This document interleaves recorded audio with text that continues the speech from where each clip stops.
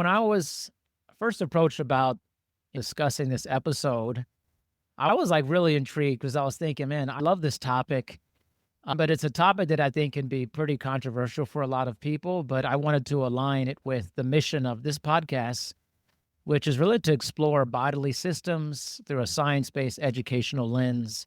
So, as I always tell everyone, we're going to talk about structure, function, physiology. And today we're going to discuss the endocannabinoid system, but also talk about that in relation to exogenic based products like THC, CBD, mushroom based products in this space and how that overlays with this system. There's a lot of information out there, a lot of noise, a lot of marketing, misunderstanding surround it. And I think one of the best ways to gain understanding is through looking at what is the system we're talking about it.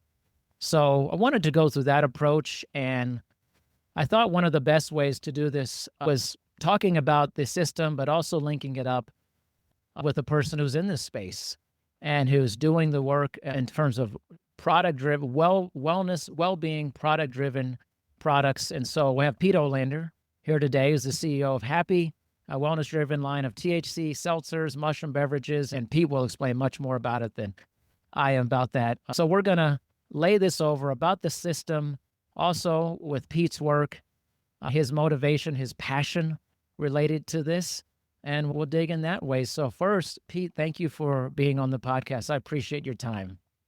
No, Darren, excited to be here and excited for the conversation. So it's a great topic that I think as more people learn about it and understand it, it makes a lot of sense. Definitely does. And before we jump into the system, I would love to just get you involved in want the listeners to hear about your journey with this. And if just from what I have read about you I always do a discovery call with people I have on, it feels like this is something that is not just a business for you, but this is a lifestyle for you, that you're really living this. You're not just talking about it with products. So let's get some background before we jump into the system. Yeah. No, it's definitely been an interesting journey. But really how I got into it was I was working at a nutrition company. And at that point in time, we were developing protein powders and pre-workout supplements and stuff like that. And I was working with a lot of professional athletes. And as speaking with them, recovery was the thing that they saw, hey, if I recover or if I build back up, that's where I'm seeing my biggest improvements. So we started to look into recovery products, and I dove into greens products back really before athletic greens was a thing. And I was more on the natural methods for antioxidant protection, anti-inflammatories, things that help you sleep. And as I went down looking at the different compounds and what they did, I was introduced to CBD and what it did. And then as I looked at it, it really opened up and allowed these other ingredients to work better. It's not just kind of nature's aspirin. I think it really helps clear the pathway for your body to be receptive to do other things. That kind of really sparked my interest in just plant medicine and natural healing methods. And as I went down that path, I started to look further into it. It was just not something that company had the capacity to do. So I kind of went on my own path at that point in time and started developing products, incorporating plant medicine and seeing how I could make it approachable and easy to understand, and really educating people of really what it was. Yeah, that's amazing. I think that this topic always has so much controversy when you start bringing in the term plant medicine, and then people have different ideas about what they think about what that means, different things there. But I think it's something that as we keep going along further and further, as we get more education, more people getting into it, it's important that I think we lay the foundation of what things are and they aren't.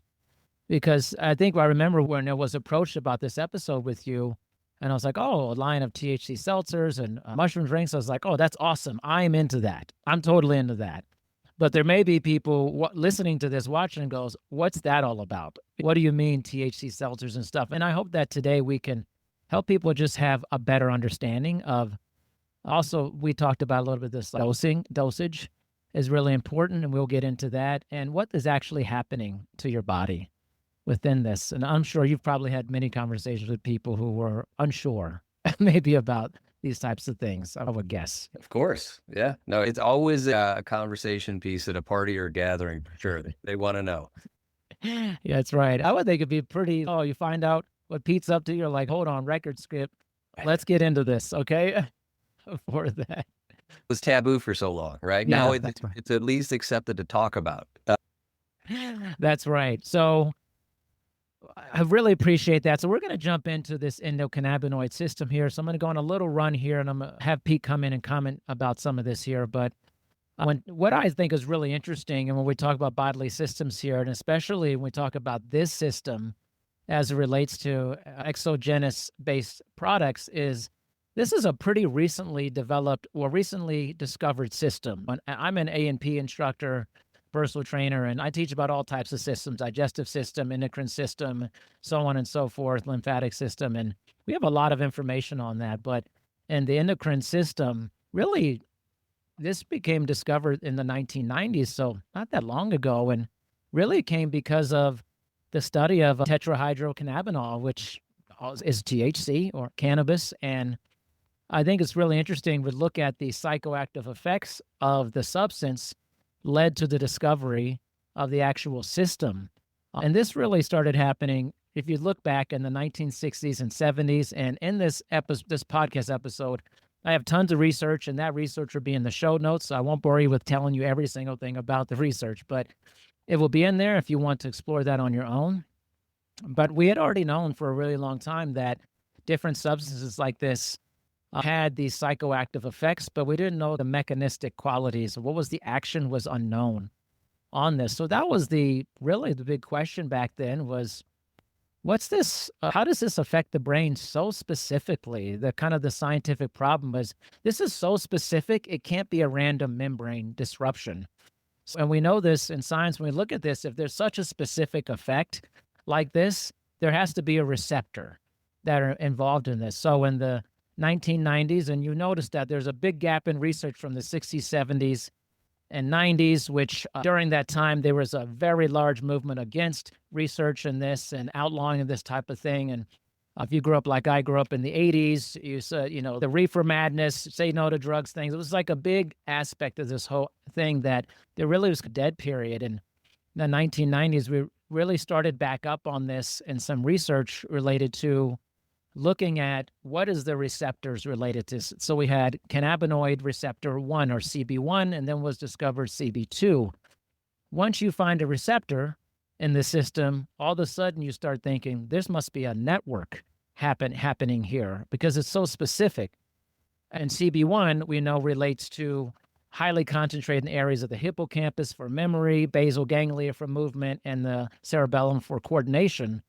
So all of a sudden is that we started learning that substances like THC basically aren't just tolerated by the brain. They are dedicated machinery that can bind to it, almost this lock and key method that we have here. So all of a sudden we start thinking more questions scientifically. Why would the body have a receptor for a plant compound like this? There are internal molecules that are also part of this, endogenous molecules. And this led to the discovery of an anandamide. And ananda in Sanskrit means bliss, essentially that the body produces its own cannabinoid-like molecules. This was the confirmation that there's a native physiological system involved in that a substance kind of like THC is essentially hijacking a pre-existing signaling system. So it was huge news. And then the discovery of 2AG, along with that, also confirmed the system. This is a network and that there's something bigger going on here than CB2 was discovered. And this is different because this acts more on the immune cells, peripheral tissues, more related to inflammation, immune regulation. And now all of a sudden you have a full system, endocannabinoid system of receptors, CB1 and 2.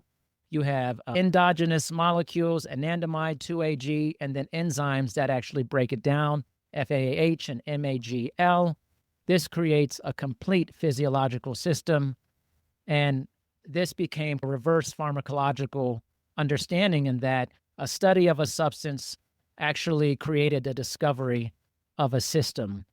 So I find that there's a lot more here that could be discussed, but I'm so fascinated by this native system. And then I wanted to talk to you, Pete, about this. Is this something that you had thought about or learned about it as well when you're developing your products, and how this system has a lot of overlay to well-being in the body as a native function of our well-being? Yeah, I did. Once again, going back, working with athletes and stuff, I look at the body as a full system, right? Yeah. Mind, body, right? So you got to get your mind right, and then your body will start acting with it too. And what I noticed with these receptors or cannabinoids, the endocannabinoid system is a hormonal regulation system. That's pretty much the easiest way to explain it, Yep. and it has a direct impact on your emotional well-being. So when you're looking at athletes, when they're talking about, hey, I just got to get my mind right for this event, I got to be calm for it, I got to this, like that affects their ability to really perform at their best level, right? So if that's happening, which is your mind and your body, there it does go together, and that's what we were looking at for that. Right. But as we look at other methods that don't damage your liver, your kidneys, and all that stuff, we need to make sure that you're plugging into the right systems. And when I looked at it before, it was because it was taboo, because it couldn't be looked at, because it was kind of blacklisted.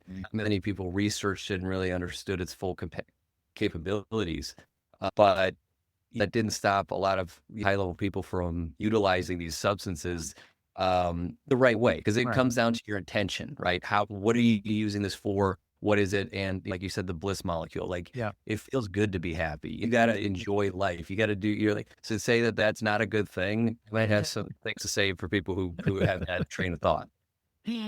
That's right. And you know what's interesting? I love that you said that and you added back in the bliss, because we know a lot of the neurobiological outcomes is that this affects the dopamine modulation pathway, right? So you have a reward, and then you have appetite stimulation, and then the hippocampus you have memory aspects to it, which can be impaired related to the dosage aspect to it. But and you talked about mood, and you look at, I think we talked a little bit about dose in our pre-interview, but these substances have a biphasic response. So, and a more of a lower dose, you have a anxiolytic based response, which is a reduction in anxiety. And we know we've talked so much in our current times, people are very anxious, they're stressed out. And so when dosing properly, we have a reduction of that.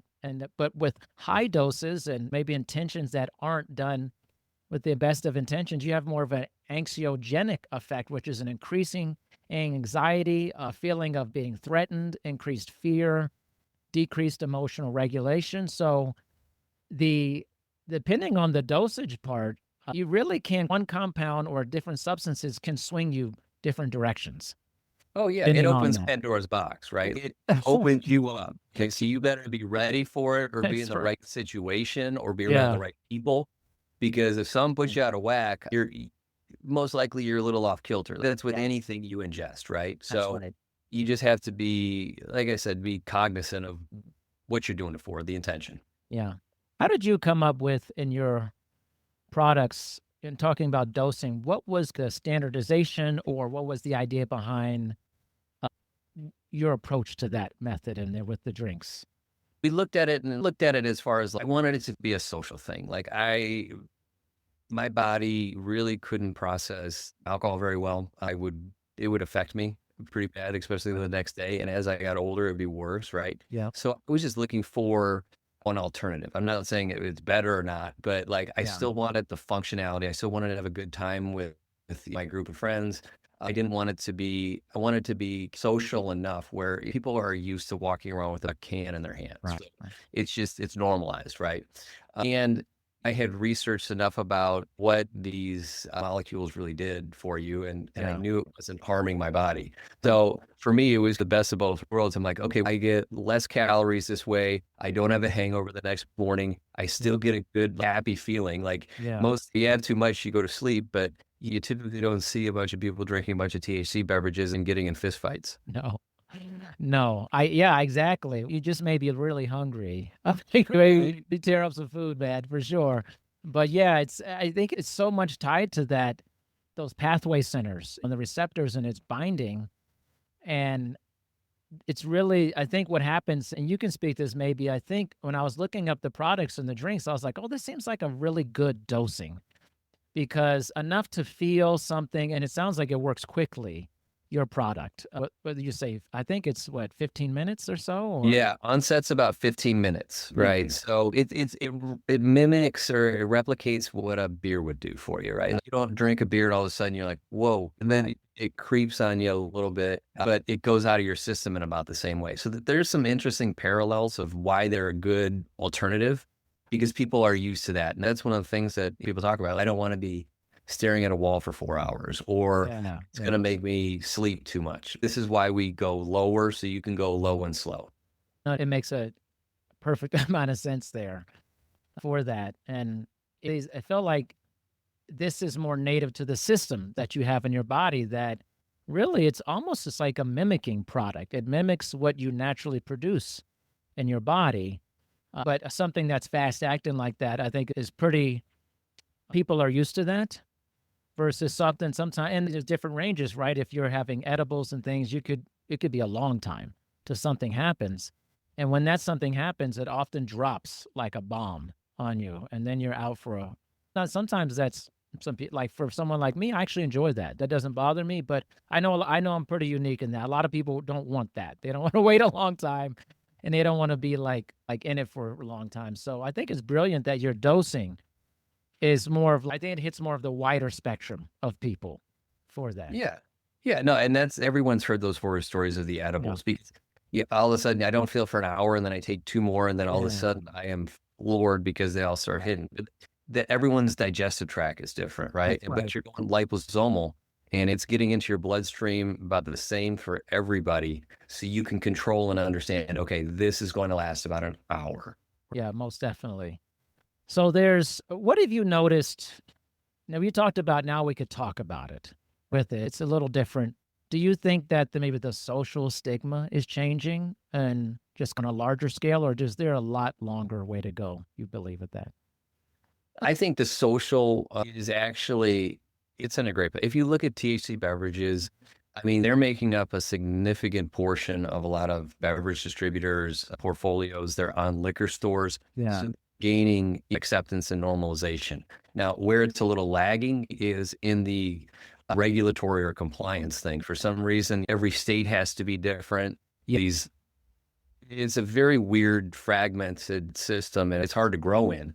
But at the end of the day, it's a growing industry. People, especially the younger generation, it's weird. There's a weird sandwich. The younger generation, it's not so cool to go out and get smashed anymore. Alcohol, right? They Right. want to be a little more reserved. They want to have, and they're very open to just cannabis and hemp Right. beverages in general. And then the older population, alcohol puts them down. They get those hangovers really hurt after a while, right? So they're looking for something else to wean off. So it's a dual path, which I think is super cool because I'm not saying it's better or, you Right. shouldn't drink alcohol. I'm just saying this is another option for you if if it works for your body better. Yeah. Which having more options for people, I think, is always better in the pathway. But we know physiologically that as we age, a lot of our systems age with us in ways that, for instance, our taste buds change, our ability to taste things the same changes as we age, smell changes, our special senses changes, our ability to digest food changes. This obviously factors into especially something like alcohol. I think a lot of people who are listening to this may think, yeah, my ability to handle this has definitely changed over time. And if you don't have a lot of option, then people feel like, what am I supposed to do then? And for that, they may not want to stop, but they want other things. And that sounds like a space you're filling. Or Yeah. At the end of the day, it's like people still need connection. They need to go out. They want to be at the parties. They want to do this, but like, it's just a comfort thing having a drink in your hand, drinking right. it. If you don't do that, or I'm not saying to some people, it's second nature, right? So give them another option that's just a little bit better for them. Yeah, most definitely. Yeah. And I believe there'll be much more research about this coming through in the next 10, 15 years for sure that probably will end up based off of the physiological system showing you were at the right place at the right time. honestly for it. I I hope, well, really do. they did the scheduling change, and that allows more government bodies to do research Mm, on the plant. Because before it was always, hey, this story, I've heard this, but okay, there's no data behind it. We can't do this. yeah, We can do it as a Schedule 1. But with the Schedule 3, now that's opened up, and I think it's really going to, not only is it just going to say, hey, your endocannabinoid system, this is how it regulates your hormones, right. this is how it works for you. It's going to go deeper dive into that because there is over 300 different cannabinoids. It's not Right. just CBD and Of THC. There's course. Yeah. THCV, which is an appetite suppressant. There's all these other ones that you go into it, and they all have different effects on the body because they're plugging into those receptors, right? So as it grows and expands that way, it's going to be nature's pharmacy, right? Where it's Yeah. going to be, hey, Yeah. these are some more natural methods. Now, it's not going to have that immediate impact or whatever, but Right. over time, these can make significant improvements in your life if used the right way. Yeah, most definitely. Can you talk a little bit about the version that you're using for your products and I want to hear about the mushroom product as well, but at least for the Sure. THC seltzers, can you talk a little bit deeper about that? Yeah, so we are using the hemp-derived Delta 9, which is the natural cannabinoid for Delta 9, and then we use CBD. So we balance every product or every hemp product with CBD as well, because we do believe in that entourage effect. It's the THC, when you think about the THC, that's the head, which you're in the mental space, that bliss molecule. The CBD is for the body, which kind of relaxes you, helps with any inflammation. And I think when your mind and body are jiving together, it really adds to the experience. So we use those two. Those two are the most widely known, the most studied, the most approachable. So for me, just educating people on the other cannabinoids is just one more step. I'd rather just say, hey, look, you know about these. This is a Yeah, safe way to ingest them. These are natural. They're not synthetic. And you're going to have a great experience. most definitely. Can you talk about the mushroom drinks here? Because this is something I have very little knowledge on for this, and I think, but I see it building with this. So, can you explain more about that? Yeah, so our functional mushroom beverage it's a completely compliant product, and that we're just using highly researched functional mushrooms. So it's stacked with lion's mane, which is really good for mental health, basically mental clarity, focus. Cordyceps, which is good for your immune system, and it's actually really good for your lung health, respiratory health. So VO2 max increases over time using it. And then we have reishi in there as well, which is, they call it the Zen mushroom, because that does like hormonal regulation too. So we put those together in a stack in dosages that give you a feel factor, and it gives you a nice clean. It's like a clean energy without a crash. So a more natural way to do it. And it started to gain some relevance with a lot of mushroom coffees. People Yeah. were seeing their caffeine with it, just because caffeine builds up and it blocks some receptors, and Yeah. you're still tired, but you don't know it. Where this kind of goes through and repairs them over time. So a little different spin on it. We wanted it to be where, for me personally, I was looking at it, I was like, you can't give up my coffee in the morning, Yeah. but I'd love to give up my coffee in the afternoon because that caffeine hits me at night and I can't Yeah. sleep as That's right. so. I wanted it more of a ready to drink format that tasted good, something my kids could drink. I got them drinking that instead of energy drinks now, and it's made an improvement to their lives too. That's really interesting, actually. Actually, I really like your approach. Sometimes I think and you get on episodes like this, and someone's really passionate about their product, and they're basically telling you, don't ever do this other stuff anymore. And I like your approach is a very nuanced approach. I'm very much into that, which is like, no, you're still going to have your coffee, but maybe replace the second one in the afternoon. And I think that's more relatable to people than just saying, It's hey, more stop realistic. doing that. Yeah, I'm not the police here. I'm just telling you there's other things out there. And I just love that approach because it feels more realistic for people to say, hey, if someone's going to go, hey, listen, Pete, I'm all about that morning coffee. I want that. Nothing you tell me is going to stop me from that. But maybe I don't want that half life of coffee that it gives me later on, and then I can't sleep. How about that? You're just giving people more options. I absolutely love that, by the way. Thank you.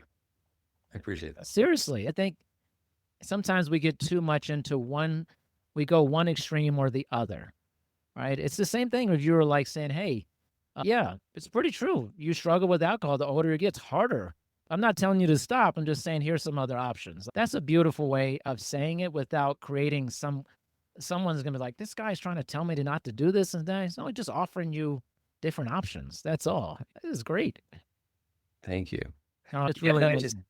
it's just there's not longevity in that too, because people bounce back from extreme to extreme. It's just find out what works for you, and just here's a bunch of tools available to you.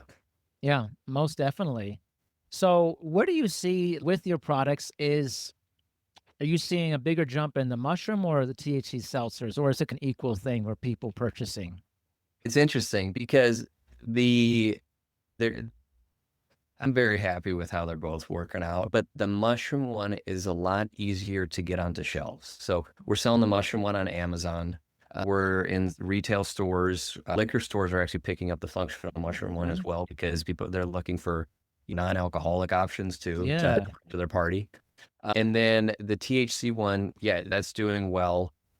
But it's you got to pick and choose your markets, because the mushroom one is fully national. I can Yeah. sell that anywhere, but this state doesn't allow you to ship there, or this state you can't have it on the shelves, or what, or this state has to be this milligram count. So it's a little more nuanced. So we're picking and choosing kind of the markets and the states that we feel are going to be good for us until November, because in November there's this big law that's looming that they could outlaw THC beverages. Now, I don't know if that's going to happen or not. I hope it doesn't for my sake. I hope it doesn't for the consumer's sake. And actually, for a lot of businesses, there's a lot of farmers out there. It's turned into a massive, it's multi-billion-dollar business that's supporting the economy through distributors, through local stores, through restaurants. So it's a trickle-down effect, because people are reaching for that other option. But I think in November, it's really going to hit a head where it's going to be like, okay, what they're going to do is say, all right,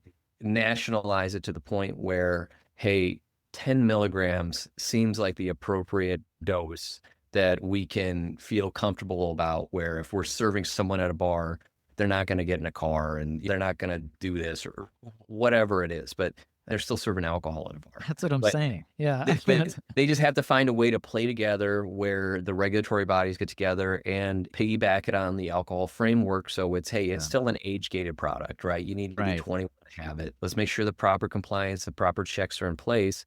And at that point, things will start normalizing. But just taking a big piece of business out of the economy or the market, when I think people really want jobs right now, is probably not the best thing. I had no clue this was on the docket in November about this. Geez, that was news to me about it. Interesting.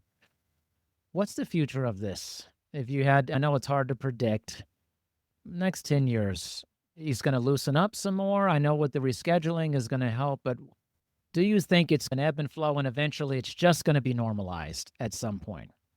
Yeah, I think it's going to be normal. It's going to take some time on the THC beverages for everyone to get on board and go with it. But I just think that functional wellness Yeah. and functional people are looking for why am I drinking? It's not no longer, hey, this tastes good, right? Or it's just low in sugar. What else is it doing for me, right? There are a lot of options out there, right? So what people are looking for, a functional reason to consume whatever that is, right? I think that's going somewhere. And just the wellness space in general, people are taking ownership of their own wellness journey so much more now. There is some distrust in the medical industry and the pharmaceuticals. Right. That's let's just get that out of the way. Sure. The best way they can do that is the small steps they take every day. Okay, what am I eating? Am I getting the right exercise? Am I sleeping correctly? You don't just take a pill and it goes away. Like, that just masks the problem, right? That's exactly. And I do think this younger generation, and even I just think everybody is just taking more accountability for their well-being. And I think that's phenomenal, because we're going to have a healthier society. Most definitely. I think it's actually a lot of my students, they're stereotypical that age students, 18, 22. And I've never seen more students when they do their introduction to my classes saying they're deeply into working out and the well-being. That was never a thing in the past when I was teaching. And so I think it's obviously a very positive thing for future generations. But I think, like you said, people still want to commune. They want to have a good time. And I'm very much into Michael Pollan's approach that I think that people really enjoy altering their consciousness on some level. They just don't want it to hit so hard all the time. Sometimes you need a little mental vacation. You got to stay like, Yes. living in my world for a long time. Let me take a break. Yeah. Everybody needs that to get a different perspective and just take a breath. But that's why that's why community is so important to mental health as well, right? You need to have other people to bounce things out. Isolation is, what it is. I think I read something somewhere where isolation is almost as damaging for your health as smoking cigarettes or It something is. like that. Yeah. Most definitely. There was a great report by the Surgeon General it wasn't that long ago, but maybe 4 or 5 years ago, about how lack of quality relationships and social isolation and loneliness is more detrimental than having 6 drinks a day, than not exercising, than being exposed to air pollution, and so on. And so it's the most detrimental thing. So having quality relationships and being in community with people and taking the foot off the gas, and sometimes not having all these thoughts about what you have to do the next day and all this stuff, is I want to erase that for a little bit. It's like it's coming back no matter what. But and you're hitting on something that goes right into plant medicine, because what that does is that hits on your bliss molecule, right? You are happy to be there. You feel good about it. That changes your emotional regulation, your hormonal regulation, your entire body. It just works better, right? So that is what we're trying to get at. Yeah, I totally agree with that. And I really appreciate that there's people like yourself, Pete, that are out there that are pushing a responsible method of having a good time, or just feeling more clear, or relaxing, or taking the foot off the gas pedal, but also realizing that it's also an important part of being human, which is just having a good time and relaxing. And no one wants to feel like they have the flu the next day. So that's just the worst feeling. You get tired of that over time. Yeah, I think that's where the term YOLO came from, right? Yeah, that's right. There's a responsible way to be involved in different things like this. And I just appreciate that there's people like yourself who are really open about it, nuanced, and offering something really amazing, I think. So I appreciate you for that so much. Yeah, I appreciate you're getting the word out there and educating your students and getting them on the right path, right? So that's step one. They got to know that it's okay to do it. That's exactly right. Well, I would love for you to share a little bit about how people can purchase the products or just learn more about Happie and things like that. We'll have it in the show notes as well. Yeah. Great. Yeah, you can purchase Happie, both lines, at drinkhappie, HAPPIE.com, or you can visit Amazon and find our Fungi Fusion line. So it's Happie Fungi Fusion. You can check it out there. Plenty of reviews. Our website at drinkhappie.com also has a good kind of blog listing where we talk a lot about education of the different compounds, what they do. So I do take more of that nutritional approach on it. But you can find us in stores on Total Wine and more. We are starting a rollout into 7-Eleven stores for our mushroom product, and various stores around the country, whether that's in Georgia, we're in Illinois, we are in Texas. So we're starting to grow. That's wonderful. Well, thank you so much for your time, Pete. I really appreciate it. Thank you, Derry. Glad to be here.